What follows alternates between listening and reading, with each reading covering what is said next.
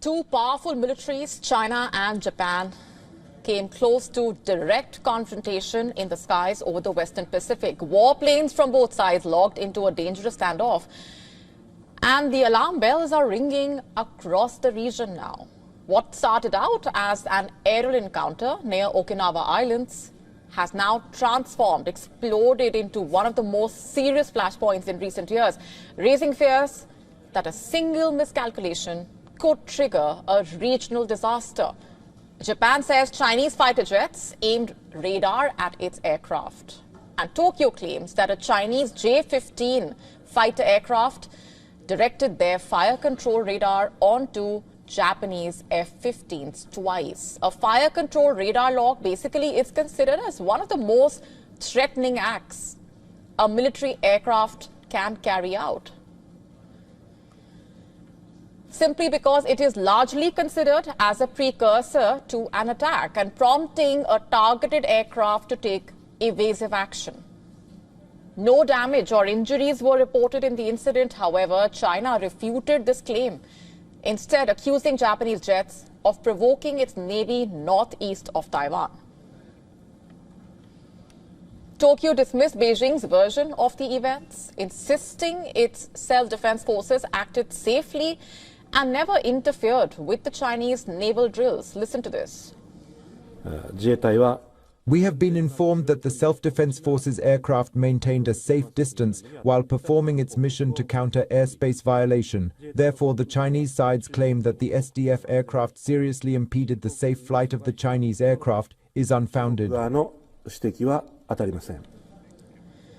Japan's Prime Minister, meanwhile, saying Chinese jets logged radar on Japanese military aircraft near the Okinawa Islands and called it a dangerous act. Okinawa Islands, one of the most militarized area in Japan, home to a U.S. military base, also located just 110 kilometers from Taiwan's shores, just 110 kilometers. Japan has filed a formal protest and summoned the Chinese ambassador. China's radar lock-on was a dangerous act exceeding the scope necessary for the safe flight of aircraft, and it is extremely regrettable that such an incident occurred. We strongly protested to the Chinese side, and we have sternly demanded that it not recur. We will respond calmly and resolutely.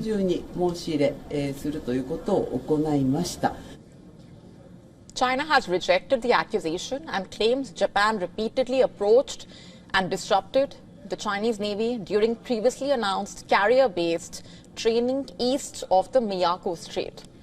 A report by the Chinese state media, the Global Times, published two satellite images that show rapid and significant military construction reportedly on Japan's Mageshima Island, supposedly. Now, this is a key strategic position in Japan's southwest region. The first image from May 2024 showing limited visible structures, while the second from September 2025 supposedly showing a clear airstrip taking shape with more support vessels positioned offshore. Mageshima sits at the mouth of the Osumi Strait and controls a critical maritime passage. The island covers roughly 8.2 square kilometers. Analysts quoted by the Global Times claiming that the construction appears to include a 2,000-meter runway, ammunition depots, fuel storage facilities and a temporary pier for large warships. The Global Times article further cites a report from the Japanese Defense Ministry supposedly claiming that Japan plans to build 2 runways and related military support infrastructure and structures on the island. The base could reportedly support carrier-based aircraft and also serve as a vital logistics hub during wartime. The growing military tensions have deep historical roots here. Let's just get to the context first. During World War II, Imperial Japan occupied large parts of China, and in the decades that followed, Japan's security architecture firmly aligned with the United States following the end of World War II. A strategic partnership that continues to back Tokyo militarily in the Indo-Pacific. Incidentally, the United States is yet to comment on the issue. This confrontation also coming weeks after Prime Minister Takaichi, remember, warned that Japan could retaliate if a Chinese attack on Taiwan threatens Japan's security. And amid local reports that Japan plans to send missiles to the Philippines with allegations of military aircraft locking radars, and both Beijing and Tokyo trading those sharp accusations, the situation continues to remain highly volatile, to say the least.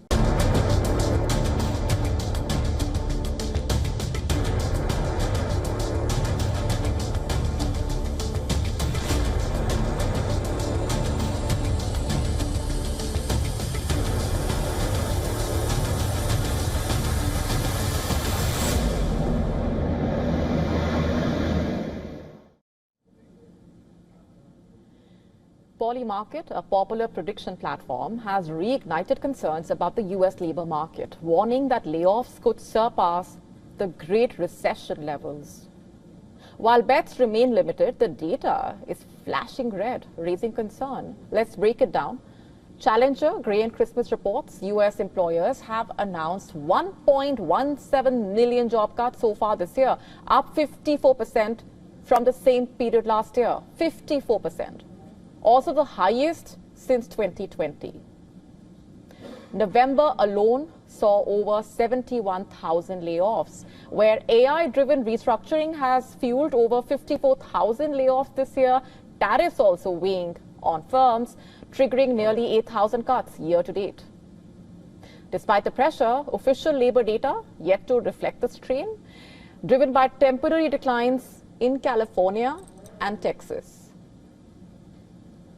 The broader economic backdrop is getting weaker, to say the least. ADP data showing private employers cut 32,000 jobs in the month of November, the biggest decline in more than 2.5 years. Planned hiring collapsed by 35% from 2024. At the same time, inflation remains rather stubborn. Core services inflation running at 3.5%, driven by the rising housing costs. Wages also rising 3.8% year on year, keeping price pressures elevated. The RBC now warning the U.S. is heading towards stagflation light in 2026, where inflation stays sticky while growth slows, goods inflation picking up, tariff-related costs rising. Heavy government spending are the key concerns highlighted. The Federal Reserve governor, meanwhile, earlier called recent layoffs eye-popping, saying the economy is significantly slowing, consumer confidence mirroring the worsening of the situation, with the University of Michigan Sentiment Index falling 28% year on year, touching near record lows. Voters remain deeply unhappy with the economy. A new Fox poll showing 76% now view conditions negatively, worse than the level seen at the end of the Biden administration. Inflation, also the rising food prices and the persistent affordability concerns are fueling that frustration. President Trump, meanwhile, pushing back, calling affordability issues a scam. Polls showing around 2/3 of the voters believe the administration is falling short on the economy and the cost of living issue. Together, rising layoffs and the weakening confidence and sticky inflation are intensifying the recession concerns heading into next year.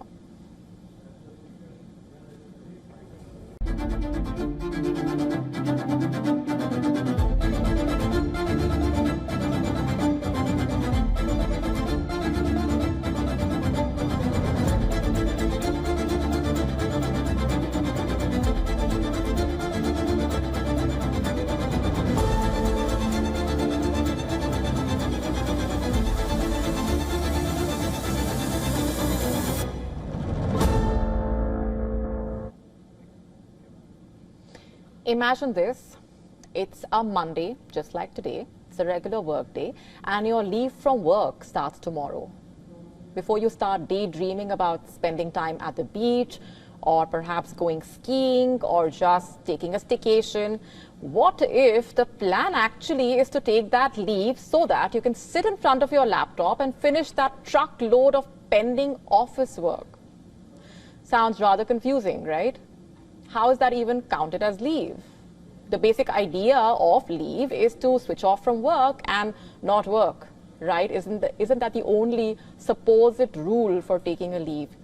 Well, that seems to be changing. Taking leave from work to work. is becoming a real thing, as bizarre as it sounds. You have perhaps seen a video doing the rounds which has an employee talking about taking leave from work in India to work. And this would basically mean that you are finishing your pending work tasks. Working while on leave would mean that during the leave, no new tasks are assigned to you. From work from home becoming a thing during the pandemic, will working during your leave also increasingly make its presence felt as part of the work culture?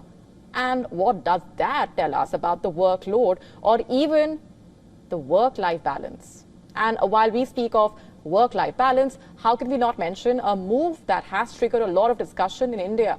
Basically, a private member's bill which seeks to allow employees not to entertain work-related calls and emails outside work hours. It was introduced in India's Lok Sabha on Friday. NCP MP Supriya Sule introduced the Right to Disconnect Bill 2025, which proposes to establish an employees' welfare authority to confer the right on every employee to disconnect from work-related telephone calls and emails beyond work hours and on holidays. To stay up to speed with the latest news, download the WION app and subscribe to our YouTube channel.